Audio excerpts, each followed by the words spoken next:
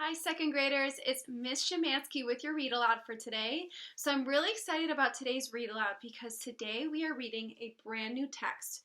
It's called Henry's Freedom Box. And when you guys first look at this cover and when you look at the inside, at the illustrations, you guys can tell they're not real pictures. So you might think that this is a fiction text. And even reading the text, you guys will discover that there are characters and a problem and a solution, but actually this is a nonfiction text. This is a nonfiction text because it's a true story about a very famous slave named Henry Box Brown. Henry Box Brown was really famous because he was able to escape from slavery and become a free man. So let's jump in and see how he did that.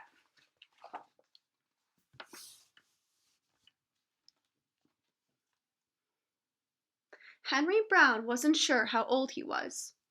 Henry was a slave, and slaves weren't allowed to know their birthdays.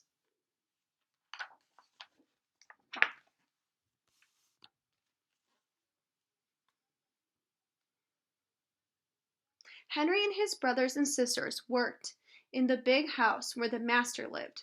Henry's master had been good to Henry and his family, so the master was the people that owned Henry and his family since they were slaves. But Henry's mother knew things could change. Do you see those leaves blowing in the wind? They are torn from the trees, like slave children are torn from their families. One morning the master called for Henry and his mother. They climbed the wide staircase. The master lay in bed with only his head above the quilt. He was very ill. He beckoned them to come closer. Closer. That means he asked them to come closer. Some slaves were freed by their owners. Henry's heart beat fast. Maybe the master would set him free. But the master said, "You are a good worker, Henry.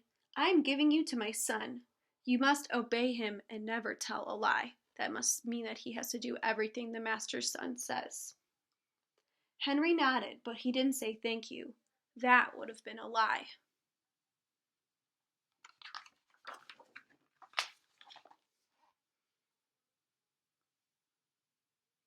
Later that day, Henry watched a bird soar high above the trees.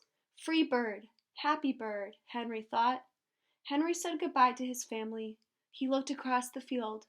The leaves swirled in the wind.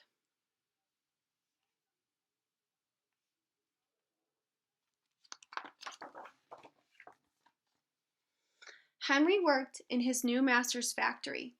He was good at his job. "Do not tear that tobacco leaf," the boss yelled at the new boy. He poked the boy with a stick. If you made a mistake, the boss would beat you.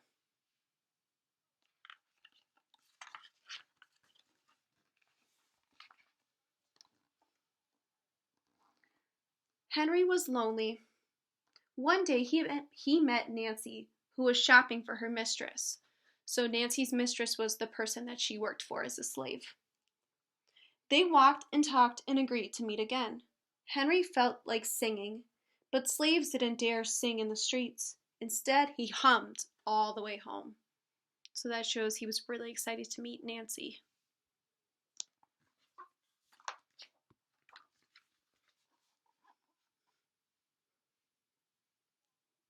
Months later, Henry asked Nancy to be his wife. When both their masters agreed, Henry and Nancy were married. Soon there was a little baby, then another, then another. Henry knew they were very lucky. They lived together even though they had different masters. But Nancy was worried. Her master had lost a great deal of money. "I'm afraid he will sell our children," she said. Henry was very still.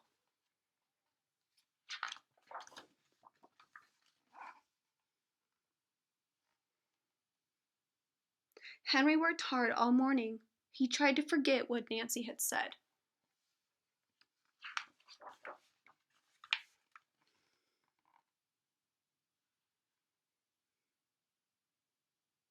His friend James came into the factory. He whispered to Henry, "Your wife and children were just sold at the slave market." "No!" cried Henry. Henry couldn't move. He couldn't think. He couldn't work. "Twist that tobacco," the boss poked Henry. Henry twisted tobacco leaves. His heart twisted in his chest.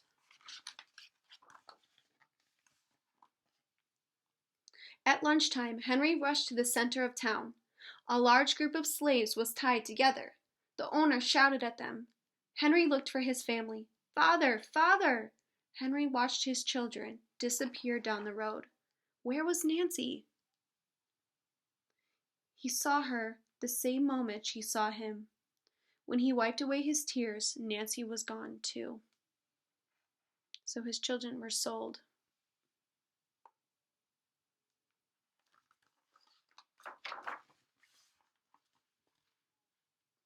Henry no longer sang. He couldn't hum. He went to work, and at night he ate supper and went to bed. Henry tried to think of happy times, but all he could see were the carts carrying away everyone he loved. Henry knew he would never see his family again.